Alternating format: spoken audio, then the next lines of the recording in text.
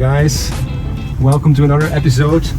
This time in a rather special car, a Jaguar XJ12, so the 12 cylinder. And such a lovely car this. Just have to wait on traffic a bit, but just look at this gorgeous interior. The wood, of course, nice tan and black interior,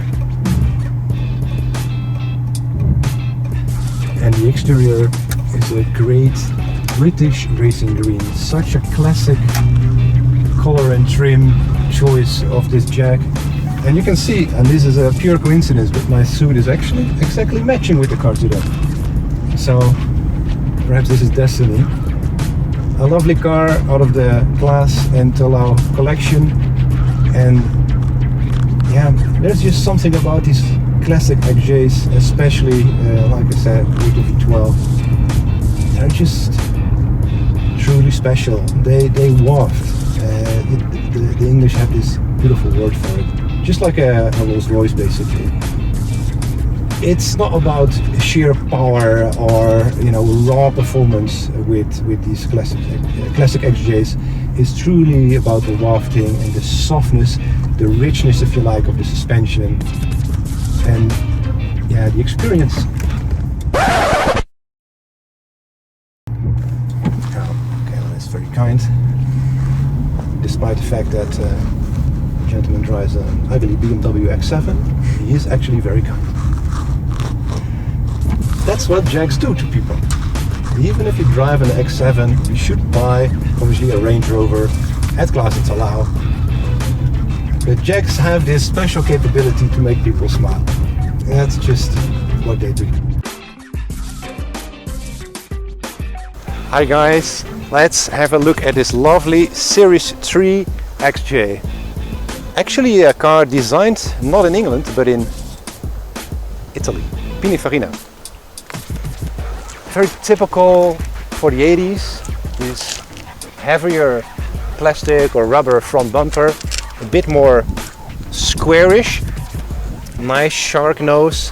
So we've got this brow, if you like, of chrome above the double rounded headlights. Then of course the classical XJ grille that has been pushed forward up until basically the last outgoing XJ generation. Very typical, the frame with the veins all in chrome in this case, and of course later in the 90s towards the 2000s you got the mesh, but this is sort of the base car, you could say, based technically on the very first XJ.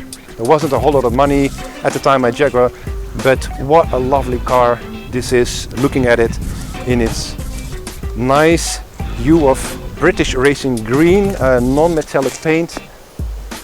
Works quite well with my suit, if I may say so myself, and even the pinstripe matches the inside of the suit. But anyway, that is a nice coincidence, I guess. But just look at the lines of the XJ. When this was designed, the rule at Jag was no straight lines. So everything has a double curvature, if you like. So it's not just curved like that, but it's also curved in its length. So we've got these nice rounded headlights that go into the entire bonnet and then form a very beautiful shoulder. You can see it even comes into itself here a little bit, so there's a negative surface there on the shoulder line going into the A-pillar.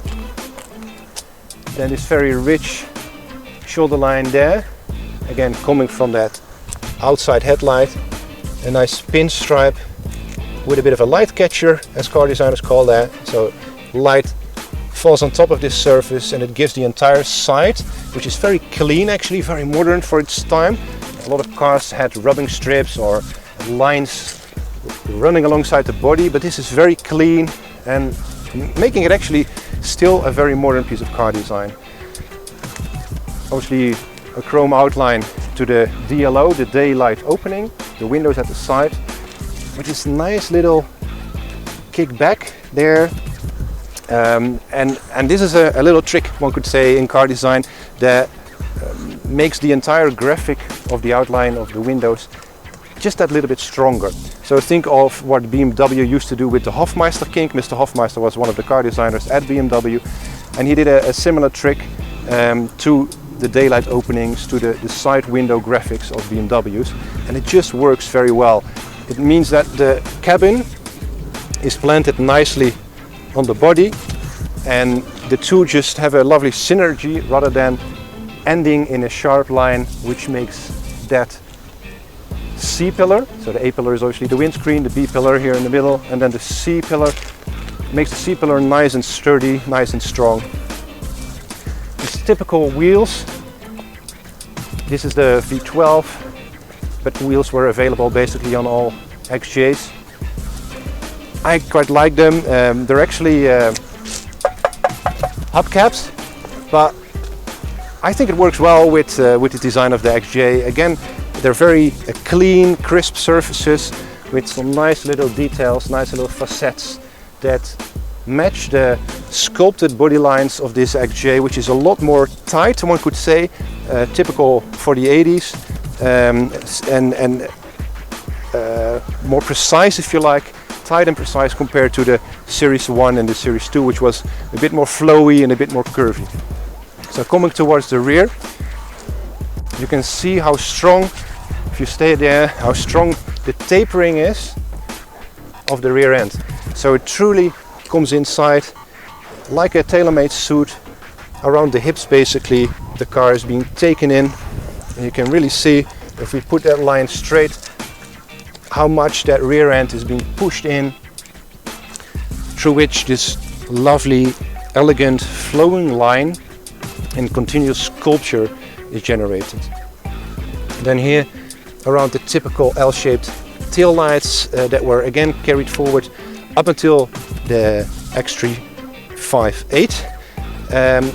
Typical flowing into the shut line of the boot.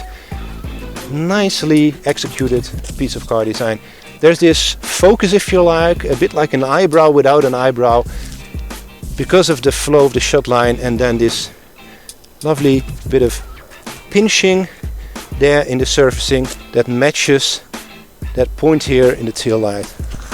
Then we've got nice jewelry, of course, all real, so there's no plastic, it's all real metal on cars like this. Weight saving was absolutely not a priority when they built the XJ. So not one, but actually two different fuel filler caps, two different petrol tanks as well. So being a V12, it is slightly thirsty, so they installed two fuel tanks in this generation XJ. Just a lovely piece of car design, and again, combined with that tan interior, if you like, very, very nice indeed.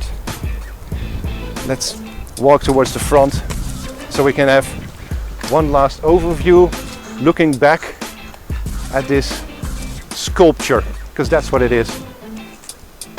Look at the shadow and the light in the bonnet surfacing there. Handmade, just like basically still today we make cars in clay in car design studios, and you can see this is a piece of sculpture rather than an engineered piece of metal. It's truly sculpted by hand, and in this perspective we can see that tapering rear end that really folds away basically after the rear wheel. Just lovely. And then above that, right above the rear wheel, so if you stay there, I'll show you from this perspective. You see a nice little bit of sculpture over there.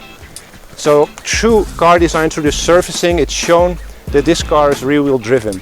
It's very subtle, but you can see there's a little haunch here basically right above the rear wheel, in a way anatomically correct, showing that that's the place where the power of that lovely smooth V12 is being put on the road. Alright, thanks very much for tuning in to the channel, and I'll see you for the next video. And a shout out to Klaas and Terlouw for this lovely XJ12. See you next time. Cheers.